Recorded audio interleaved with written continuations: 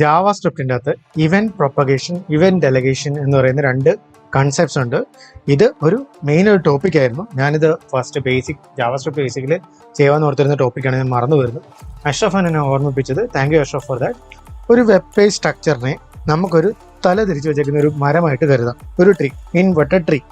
ഈ ഒരു ഇൻവെർട്ടഡ് ട്രീയുടെ ഡോക്യുമെന്റ് ഒബ്ജക്റ്റ് എന്ന് പറയുന്നത്, അതായത് നമ്മുടെ വെബ് പേജിന്റെ ഡോക്യുമെന്റ് ഒബ്ജക്റ്റ് എന്ന് പറയുന്നത് ഈ ട്രീയുടെ റൂട്ടായിരിക്കും. ഓക്കെ, പിന്നീട് അതിന്റെ ബ്രാഞ്ചസ് ഉണ്ട്, ലീവ്സ് ഒക്കെ ഉണ്ട് അല്ലേ. ബ്രാഞ്ചസ് ലീവ്സും ഒക്കെ ആയിരിക്കും എന്ത് പറയുക, അതിന്റെ ചിൽഡ്രനും അല്ലെ ഗ്രാൻഡ് ചിൽഡ്രനും എന്ന് പറയുന്നത് ഇതിന്റെ ഇതിനകത്തുള്ള ഡിവ് എലമെന്റ്സ്, ഇതിനകത്തുള്ള സ്പാന്, ബോഡി, അങ്ങനെയുള്ള കണ്ടന്റുകളെല്ലാം. ഓക്കെ, ഇതൊക്കെ ആയിരിക്കും ഇതിന്റെ ചിൽഡ്രനും ഗ്രാൻഡ് ചിൽഡ്രനും. ക്ലിക്കോ ഹോവറോ എല്ലാം നടക്കും. അതായത് ഏതെങ്കിലും ഒരു ബട്ടണിൽ ഒരു ക്ലിക്കോ അല്ലെങ്കിൽ ഒരു ഡിവിന്റെ മുകളിൽ ഹെച്ചോറോ എല്ലാം നടക്കുന്ന സമയത്ത് ഇത് ട്രാവൽ ചെയ്യും. അതായത് ട്രാവൽ ചെയ്ത് ഡോമിലൂടെ ട്രാവൽ ചെയ്യും. 3 ഫേസസ് വെച്ചിട്ടാണ് ഇത് ട്രാവൽ ചെയ്യുന്നത്. 3 രീതിയിലാണ് ഇത്. ഇതിനകത്ത് 3 ഫേസസ് ഉണ്ട്. ഒന്ന് ക്യാപ്ചറിങ് ഫേസ്, ഒന്ന് ടാർഗറ്റ് ഫേസ്, ഒന്ന് ബബിൾ ഫേസ്. ഇതിനകത്ത് ക്യാപ്ചറിങ് ഫേസ് എന്ന് പറയുന്നത് നമ്മൾ കോമൺ ആയിട്ട് യൂസ് ചെയ്യാത്തൊരു ഫേസ് ആണ്. ടാർഗറ്റ് ഫേസ് നമ്മൾ യൂസ് ചെയ്യും, അതേപോലെ ബബിൾ ഫേസ് യൂസ് ചെയ്യും. എന്താ നമുക്ക് ക്ലിയർ ആയിട്ട് നോക്കാം. ക്യാപ്ചറിങ് ഫേസ് എന്താണ്? നമ്മുടെ റൂട്ട് എന്ന് പറയുന്നത് ഇത് ഇപ്പോൾ 14 ആണെന്ന് വിചാരിക്കുക. ഇതിനകത്തുള്ള ഡിവ് എലമെന്റ്സ് ആണ് ഇത് 9 17 എങ്കിൽ ഇത് നമുക്ക് ഇതിനകത്ത് ബട്ടൺസ് ആയിട്ട് വരുത്താമെന്ന് വിചാരിക്കുക. അങ്ങനെയാണെന്നുണ്ടെങ്കിൽ എന്ത് സംഭവിക്കും? നമുക്ക് ക്യാപ്ചറിങ് ഫേസ് ആണെങ്കിൽ റൂട്ടിൽ നിന്ന് തുടങ്ങി ഇവന്റ് ബട്ടൺ എവിടെയാണോ ഇരിക്കുന്നത്, ക്ലിക്ക് നടന്ന എവിടെയാണോ അവിടെ വരെ ട്രാവൽ ചെയ്യുന്ന ഒരു ഫേസ് ആണ് ക്യാപ്ചറിങ് ഫേസ് എന്ന് പറയുന്നത്. അതായത് റൂട്ടിൽ നിന്ന് ഇവന്റ് പുറപ്പെട്ട് എവിടെയാണോ ലാസ്റ്റ് ആ ക്ലിക്ക് അയക്കുന്ന ആ ഒരു ബട്ടണിലേക്ക് ഇതിന്റെ ഇവന്റ് സഞ്ചരിക്കുന്നത്. അതാണ് എന്ത് പറയുന്നത്, ക്യാപ്ചറിങ് ഫേസ് എന്ന് പറയുന്നത്. ഈ ഒരു കേസ് നമ്മൾ സാധാരണ യൂസ് ചെയ്യാറില്ല. അതിന് കാരണം എന്ന് പറയുന്നത് ഇത് മെയിനായിട്ട് യൂസ് ചെയ്യുന്നത് ഇപ്പോൾ ഗ്ലോബലി എന്തെങ്കിലും വാലിഡേഷൻസോ ഇവന്റ്സോ എല്ലാം നടന്നിട്ട് ഈ ഒരു ആക്ഷൻ, അതായത് ഈ ഒരു ബട്ടൺ ക്ലിക്കിൻ്റെ അത് എന്തെങ്കിലും ഒരു ആക്ഷൻ സംഭവിക്കണം നമ്മൾ എഴുതി വെച്ചിട്ടുണ്ട്. അത് എന്തെങ്കിലും ഒരു ഗ്ലോബൽ വാലിഡേഷന്റെ ഭാഗമായിട്ട് ഇത് ചെയ്യണ്ട എന്നുണ്ടെങ്കിൽ, അതായത് ഒരു ഫ്യൂച്ചറിൽ നടക്കേണ്ട ഒരു കാര്യം അല്ലെങ്കിൽ ഒരു ബട്ടൺ ക്ലിക്കിൻ്റെ അത് നടക്കേണ്ട ഒരു കാര്യം ചെയ്യണ്ട എന്നുണ്ടെങ്കിൽ അതിനെ നമുക്ക് സ്റ്റോപ്പ് ചെയ്യിക്കാനോ അല്ലെങ്കിൽ ഗ്ലോബലി വാലിഡേഷൻ എന്തെങ്കിലും ചെയ്യേണ്ടി വരുന്ന കേസിലോ മാത്രമാണ് ഈ ക്യാപ്ചറിങ് ഫേസ് യൂസ് ചെയ്യുന്നത്. ഇത് നമ്മൾ സാധാരണ കേസിൽ നോർമൽ കേസസിലൊന്നും യൂസ് ചെയ്യില്ല. ഓക്കെ, പക്ഷെ നമ്മൾ ടാർഗറ്റ് ഫേസ് നമ്മൾ യൂസ് ചെയ്യും. ടാർഗറ്റ് ഫേസ് എന്ന് പറഞ്ഞാൽ ഒരു ബട്ടണിൽ ഡയറക്റ്റ് അതിന്റെ ക്ലിക്ക് ഇവന്റ് ആ ബട്ടണിൽ മാത്രം ഒതുങ്ങിയിരിക്കുന്നതാണ് ടാർഗറ്റ് ഫേസ് എന്ന് പറയുന്നത്. ഡയറക്റ്റ് ആയിട്ട് നമ്മൾ ആ ബട്ടണിൻ്റെ അത് എഴുതി വെച്ചേക്കുന്നു, ഇതിന്റെ ക്ലിക്ക് ഇവന്റിൽ എന്താണ് സംഭവിക്കേണ്ടത്, അങ്ങനെ എഴുതി വെച്ചേക്കുന്നതാണ് ടാർഗറ്റ് ഫേസ് എന്ന് പറയുന്നത്. മൂന്നാമത്തെയാണ് ബബിൾ ഫേസ്. ബബിൾ ഫേസ് എന്ന് പറയുന്നത് നമ്മൾ ക്യാപ്ചറിങ് ഫേസ് പോലെ തന്നെ ഡയറക്റ്റ് ഓപ്പോസിറ്റ് ആണ് നടക്കുന്നത്. അതായത് റൂട്ട് ഉണ്ടാവും, ഡിവ് ഉണ്ടാവും, ബട്ടൺസ് ഉണ്ടാവും. ഓക്കെ, പക്ഷെ ഇവിടെ ട്രാവലിംഗ് നടക്കുന്നത് നേരെ തിരിച്ചാണ്. എവിടെയാണോ ക്ലിക്ക് നടന്നത് അവിടെ നിന്ന് മുകളിലേക്ക് ഇത് ബബിൾ അപ്പ് ആയിട്ട് ഇത് കണ്ടെയ്ൻ ചെയ്യുന്ന ഡിവിനോ അല്ലെങ്കിൽ റൂട്ടിനോ ഈ ഒരു ബട്ടണിന്റെ ക്ലിക്ക് മേളിലോട്ട് കിട്ടിക്കൊണ്ടിരിക്കും. ഇതാണ് ബബിൾ ഫേസ് എന്ന് പറയുന്നത്. അപ്പൊ ഈ ഒരു ഫേസിലാണ്, ഈ ബബിൾ ഫേസ് ആണ് കോമൺ ആയിട്ട് എല്ലാവരും യൂസ് ചെയ്യുന്നത്. ഞാൻ ഇതിന്റെ എക്സാമ്പിൾസ് നിങ്ങൾക്ക് ക്ലിയർ ആയിട്ട് പറഞ്ഞുതരാം. ഒന്നുകൂടെ പറയാം. ക്യാപ്ചറിങ് ഫേസ് ആണെന്നുണ്ടെങ്കിൽ റൂട്ടിൽ നിന്ന് എവിടെയാണോ ക്ലിക്ക് നടന്ന ആ എലമെന്റിലേക്ക് സഞ്ചരിക്കും. ടാർഗറ്റ് ഫേസ് എന്ന് പറഞ്ഞാൽ ക്ലിക്ക് നടന്ന അതേ എലമെന്റിൽ മാത്രമായിരിക്കും ഇത് എഴുതി വെച്ചേക്കുന്നത്, അതായത് എന്ത് ആക്ഷനാണ് നടക്കേണ്ടതെന്നുള്ളത് ഇവന്റ്. പക്ഷെ ബബിൾ ഫേസ് എന്ന് പറഞ്ഞു കഴിഞ്ഞാൽ എവിടെയാണോ ക്ലിക്ക് നടന്നത് അവിടെ നിന്ന് ഇതിനെ കണ്ടെയ്ൻ ചെയ്യുന്ന പേരന്റ് എലമെന്റ്സിലേക്ക് ഇതിന്റെ ഇവന്റ്സിനെ ഗ്ലോബലായിട്ട് മേലോട്ട് അവൈലബിൾ ആയിട്ട് കിട്ടിക്കൊണ്ടിരിക്കും. ഇതാണ് ബബിൾ ഫേസ് എന്ന് പറയുന്നത്. നമുക്ക് ഇനി എക്സാമ്പിളിലൂടെ നോക്കാം, അപ്പോൾ കുറെ കൂടെ ക്ലിയർ ആവും. ഫോർ എക്സാമ്പിൾ, എനിക്ക് ഇവിടെ ഒരു സെർച്ച് ബട്ടൺ ഉണ്ട്, സെർച്ച് ടെക്സ്റ്റ് ഫീൽഡ് ഉണ്ട്, അതേപോലെ സെർച്ച് ഒരു ബട്ടൺ ഉണ്ട്, റീസെറ്റ് ഒരു ബട്ടൺ ഉണ്ട്, എക്സ്പോർട്ട് ഒരു ബട്ടൺ ഉണ്ട്. ഇത് നോർമലി നമ്മുടെ ഒരു ആപ്ലിക്കേഷൻ ചെയ്യുന്നതിൻ്റെ അകത്ത് നമുക്ക് വരുന്ന ഒരു സിനാരിയോ ആണ് അല്ലേ. അതായത് ഒരു ലിസ്റ്റ് ഓഫ് ഡേറ്റ കാണും, ആ ഡേറ്റയ്ക്കകത്ത് നമുക്ക് സെർച്ച് ചെയ്തെടുക്കാനോ അല്ലെങ്കിൽ ആ ഡേറ്റയ്ക്കകത്തുനിന്ന് ഇപ്പം സെർച്ച് ചെയ്ത സാധനങ്ങൾ ടൈപ്പ് ചെയ്ത സാധനങ്ങൾ റീസെറ്റ് ചെയ്യാനോ അല്ല എന്നുണ്ടെങ്കിൽ സെർച്ച് ചെയ്തെടുക്കുന്ന ഡേറ്റ എക്സ്പോർട്ട് ചെയ്യേണ്ട കേസ് വരുമ്പോഴൊക്കെ നമുക്ക് ഇങ്ങനെ ഒരു സിനാരിയോ വരുന്നതാണ് അല്ലേ. അപ്പം ഇങ്ങനെ ഒരു സിനാരിയോയെ നമ്മൾ എങ്ങനെ നോർമലായിട്ട് ടാക്കിൾ ചെയ്യും, നമ്മൾ എങ്ങനെ ഇത് വർക്ക് ചെയ്യുമെന്ന് നോക്കാം. ഫോർ എക്സാമ്പിൾ, ഇപ്പം എനിക്കിവിടെ സെർച്ച് എന്ന് പറഞ്ഞൊരു ബട്ടൺ ഉണ്ട്, റീസെറ്റ് എന്ന് പറഞ്ഞൊരു ബട്ടൺ ഉണ്ട്, എക്സ്പോർട്ട് എന്ന് പറഞ്ഞൊരു ബട്ടൺ ഉണ്ട് അല്ലേ. ഞാനിപ്പോൾ ഒരു കൺസോൾ എടുത്തു കഴിഞ്ഞാൽ ഇതിന്റെ ഡേറ്റ എനിക്കിവിടെ കിട്ടണം അല്ലേ. അതിന് ഞാനിപ്പോൾ എന്താ ചെയ്യേണ്ടത്? ഞാൻ നോർമലി ഇപ്പം ഈ 3 ബട്ടൺ, ഇപ്പോൾ സെർച്ച് എന്ന് പറയുന്ന ബട്ടൺ ക്ലിക്ക് ചെയ്യുമ്പോഴത്തേക്ക് എനിക്കൊരു അലേർട്ട് പോകണം, അതേപോലെ റീസെറ്റ് ക്ലിക്ക് ചെയ്യുമ്പോഴത്തെ ഒരു അലേർട്ട് പോകണം, എക്സ്പോർട്ട് ക്ലിക്ക് ചെയ്യുമ്പോഴത്തെ അലേർട്ട് പോകണം. ഇനി ഞാൻ എന്താ ചെയ്യേണ്ടത്? ഞാൻ ഫസ്റ്റ് ഇപ്പം ഇതിന്റെ ഇൻസ്പെക്ട് എലമെന്റ് എടുത്തിട്ട് ഇതിന്റെ കോഡ് നോക്കാം. ഓക്കെ, എല്ലാത്തിനെയും അതാത് ഐ ഡി ആണ് കൊടുത്തേക്കുന്നത്. സെർച്ച്, റീസെറ്റ്, എക്സ്പോർട്ട് അങ്ങനെയാണ് കൊടുത്തേക്കുന്നത്. അപ്പോൾ നമ്മൾ എന്ത് ചെയ്യും?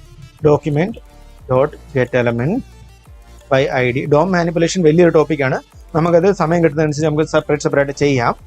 ഓക്കെ, ഇപ്പം ഞാൻ ബേസിക് പറഞ്ഞു പോകുന്നുള്ളൂ, നമുക്ക് സെപ്പറേറ്റ് ആയിട്ട് വേറെ ചെയ്യാം. ഓക്കെ, അപ്പം document dot get element by I D വെച്ചിട്ട് നമുക്ക് ഏതൊരു ഐ ഡി ഉള്ള ഫീൽഡിനെ നമുക്ക് എടുക്കാനായിട്ട് പറ്റും, എലമെന്റിനെ എടുക്കാൻ പറ്റും. അപ്പം ഇപ്പം സെർച്ച് എന്ന് പറഞ്ഞ ഐ ഡി ആണ് ഞാൻ എടുക്കുന്നത്. സെർച്ച് ഡോട്ട് ഇവന്റ് ലിസ്റ്റണർ ആഡ് ചെയ്യണമെന്നുണ്ടെങ്കിൽ ആഡ് ഇവന്റ് ലിസ്റ്റണർ എന്ന് കൊടുക്കേണ്ടി വരും. ഓക്കെ, എന്നിട്ട് നമ്മൾ ഇത് നെക്സ്റ്റ് ലൈൻ ആക്കാം, അപ്പോൾ കുറേ കൂടെ ക്ലിയർ ആവും. ആഡ് ഇവന്റ് ലിസ്റ്റണർ കൊടുക്കുക. എന്നിട്ട് നമുക്ക് ഇതിന്റെ എന്തിനാണ് സംഭവിക്കേണ്ടത്, ക്ലിക്കിലാണ് നമുക്ക് അറിയേണ്ടത് അല്ലേ. അപ്പോൾ ക്ലിക്ക് എന്ന് പറയുന്ന ഇവന്റ് ആണ് നമുക്ക് അറിയേണ്ടത്. അത് കഴിഞ്ഞിട്ട് ഇതിന്റെ നമുക്കൊരു കോൾ ബാക്ക് ഫംഗ്ഷൻ ആയിരിക്കും. ഫംഗ്ഷനകത്തേക്ക് നമുക്ക് ഇവന്റ് പാസ് ചെയ്ത് കിട്ടും. ഓക്കെ, അപ്പോൾ ഇത് എൻ്റർ അടിക്കുക. നമുക്കപ്പം എന്ത് കിട്ടി, document dot get element by I D, search എന്ന് പറയുന്ന എലമെന്റിന്റെ I D, add event listener, click, function, event നമുക്ക് ഇവിടെ പാസ് ആയിട്ട് കിട്ടി. ഓക്കെ, അപ്പം നമുക്ക് ഈ ബട്ടൺ ക്ലിക്ക് ആയെന്ന് അറിയാൻ വേണ്ടി നമുക്ക് ഇവിടെ നിന്ന് അലേർട്ട് ചെയ്ത് കഴിഞ്ഞാൽ എന്ത് കിട്ടും, ഹലോ, ജസ്റ്റ് സാമ്പിൾ ആയിട്ടൊന്ന് ചെയ്യുവാണ്. ഇവന്റ് ഡോട്ട്, നമുക്ക് ഇവന്റ് എന്ന് പറയുന്ന ഒബ്ജക്റ്റിന് ഒരു ടാർഗറ്റ് ഉണ്ട്. എവിടെയാണ് ടാർഗറ്റ് ചെയ്യുന്നത്, ഇപ്പോൾ അതിൻ്റെ ഇപ്പം ഐ ഡി എടുക്കണമെന്നുണ്ട്, നമുക്ക് ഇതിന് ഐ ഡി ഉള്ളത്, ഐ ഡി എടുക്കാം. ഐ ഡി എന്ന് കൊടുത്തു കഴിഞ്ഞാൽ ഞാനിവിടെ സേവ് ചെയ്ത് കഴിഞ്ഞാൽ ഇത് ഞാൻ റീലോഡ് ചെയ്യുന്നു. റീലോഡ് ചെയ്ത് കഴിയുമ്പോൾ ഏത് ബട്ടണാണ്, സെർച്ച് ബട്ടണാണ്. ഞാൻ ക്ലിക്ക് ചെയ്യുവാണ്, ഹലോ സെർച്ചാണ് ബട്ടൺ ക്ലിക്ക് ആയിരിക്കുന്നത്. കേട്ടോ, event dot target dot I D. Event dot target എന്ന് പറഞ്ഞു കഴിഞ്ഞാൽ എവിടെയാണ് ആ ഇവന്റ് നടന്നത്, ആ ടാർഗറ്റാണ് ഇത്. അതിൻ്റെ ഐ ഡി എടുത്തു കഴിഞ്ഞാൽ നമുക്ക് ഐ ഡി കിട്ടി, സെർച്ച് എന്ന് പറഞ്ഞു കിട്ടി. ഇതേ കേസ് തന്നെ നമുക്ക് രണ്ടാമതാരാണ്, റീസെറ്റ് ഉണ്ട്. മൂന്നാമതാണെങ്കിൽ നമുക്ക് എക്സ്പോർട്ട് ഉണ്ട് അല്ലേ. അപ്പോൾ ഇവിടെ എക്സ്പോർട്ട്, ഇവിടെ റീസെറ്റ്. ഓക്കെ, ഞാനിത് സേവ് ചെയ്തു, ഇത് റീലോഡ് ചെയ്ത് നോക്കിയേ. റീസെറ്റെ ക്ലിക്ക് ചെയ്ത് കഴിഞ്ഞാൽ ഹലോ റീസെറ്റ് വന്നു. എക്സ്പോർട്ടെ ക്ലിക്ക് ചെയ്ത് കഴിഞ്ഞാൽ ഹലോ എക്സ്പോർട്ട് വന്നു അല്ലേ. സെർച്ച് ക്ലിക്ക് ചെയ്ത് ഹലോ സെർച്ച് കിട്ടും. ഓക്കെ ആണല്ലോ, ഇത്ര വരെ ക്ലിയർ ആണ് അല്ലേ. പക്ഷേ നമുക്കിവിടെ ഒരു പ്രശ്നമുണ്ട്. എന്താണെന്ന് വെച്ച് കഴിഞ്ഞാൽ നമുക്കിവിടെ മൾട്ടിപ്പിൾ ബട്ടൺസ് ഉണ്ട്. ഇതെല്ലാം ഇരിക്കുന്നത് ഒരു ഡിവിൻ്റെ അകത്താണ്, മെയിൻ ഡിവ് എന്ന് പറഞ്ഞൊരു ഡിവിൻ്റെ അകത്താണ് ഇരിക്കുന്നത്. അപ്പോൾ ഇങ്ങനെ ഒരു 100 ബട്ടൺസ് ഉണ്ടെന്ന് വിചാരിക്കുക, അങ്ങനെ വരുന്നില്ല, എന്നാലും 100 ബട്ടൺസ് ഉണ്ടെങ്കിൽ കുറേ ബട്ടൺസ് ഉണ്ടെന്ന് വിചാരിക്കും. നമുക്ക് ഇതിനെല്ലാത്തിനും സെപ്പറേറ്റ് ആയിട്ട് നമുക്ക് ഇങ്ങനെ ക്ലിക്ക് ഇവന്റ് എഴുതുക എന്ന് പറയുന്ന ഒരു ശരിയായ പരിപാടിയല്ല, മനസ്സിലായോ. നമുക്ക് ഓരോന്നിനും ഇവന്റ് എഴുതാനായിട്ട് പറ്റത്തില്ല. അങ്ങനെ വരുന്ന കേസിൽ നമുക്ക് ഏത് ഇവന്റാണ് ഏത് ബട്ടണാണ് ക്ലിക്ക് ആയതെന്ന് അറിയാൻ വേണ്ടി നമുക്ക് ഇവന്റ് പ്രൊപ്പഗേഷൻ, ഇവന്റ് ഡെലഗേഷൻ വെച്ച് പറ്റും. അപ്പോൾ ഇവന്റ് പ്രൊപ്പഗേഷനിൽ ഇവന്റ് ഡെലഗേഷൻ എന്ന് പറഞ്ഞാൽ എന്താണ്, നമ്മൾ പറഞ്ഞ് നമുക്കൊന്ന് എലമെന്റ് എടുത്ത് കാണിച്ചു തരാം. അത് ഈ ബട്ടൺ നമ്മൾ ക്ലിക്ക് ചെയ്ത് കഴിഞ്ഞാൽ ഇതിന്റെ ക്ലിക്ക് ഇവന്റ് നമുക്ക് മെയിൻ ഡിവിനും കിട്ടും, ഇതിന്റെ ബോഡിക്കും കിട്ടും, ഇതിന്റെ HTML കിട്ടും, അതായത് ഇതിന്റെ പേരന്റ് എലമെന്റ്സും എല്ലാത്തിനും കിട്ടും. അതേപോലെ ഈ ഓരോ എലമെന്റിന്റെയും. ഓക്കെ, അങ്ങനെ വരുന്ന കേസിൽ നമുക്ക് എന്ത് ചെയ്യാം, നമുക്ക് തൽക്കാലം ഇതൊന്ന് കമന്റ് ചെയ്യാം. എന്നിട്ട് ഞാൻ ഈസി ആയിട്ടുള്ള കാര്യം കാണിച്ചു തരാം. നമ്മൾ സെയിം ഡോക്യുമെന്റ് നമുക്ക് കോപ്പി പേസ്റ്റ് ചെയ്യാം. നമ്മൾ ഇത് കമന്റ് ചെയ്യാം. നമ്മൾ ഈ ഒരു ബട്ടൺ എഴുതിയ ക്ലിക്ക് വേണ്ടി ഇതെല്ലാം കിടക്കുന്നത് ഈ ഡിവിൻ്റെ അകത്താണ് അല്ലേ. നമുക്ക് ഡിവിൻ എഴുതിയാലോ, document dot get element by I D of main div. പക്ഷെ ഇത് കിട്ടില്ല, കാരണം ഈ ഡിവ് എന്ന് പറയുന്നത്, മെയിൻ ഡിവ് എന്ന് പറയുന്നത് ഓക്കെ ഐ ഡി തന്നെയാണ് അല്ലേ. ഓക്കെ, അപ്പോൾ നമുക്ക് കിട്ടും മെയിൻ ഡിവ് ക്ലിക്ക് ബട്ടൺ. അതായത് ഈ ഡിവിൻ്റെ ക്ലിക്കിന് നമ്മൾ കൊടുക്കുകയാണ്, ബട്ടൻ്റെ ക്ലിക്കിന് കൊടുക്കാതെ മെയിൻ ഡിവിൻ്റെ ക്ലിക്കിന് കൊടുക്കുകയാണെങ്കിൽ എന്ത് പറ്റും, മെയിൻ ഡിവിന് നമ്മൾ കൊടുത്തേക്കുവാണ് എന്തുകൊണ്ട്, മെയിൻ ഡിവിൻ്റെ ക്ലിക്ക് ഇവന്റ്. മെയിൻ ഡിവിൻ്റെ ക്ലിക്ക് ഇവന്റിൽ ഞാൻ ഇവിടെ കൊടുത്തു, എവിടെയാണ് ക്ലിക്ക് ചെയ്യുന്നത് അറിയാൻ വേണ്ടി ഞാൻ സേവ് ചെയ്ത് നോക്കി. നമുക്ക് കൺസോളാണ് ചെയ്ത് അലേർട്ടാണ് ചെയ്തേക്കുന്നത് അല്ലേ. ഓക്കെ, ഞാൻ ഇത് റീലോഡ് ചെയ്തു.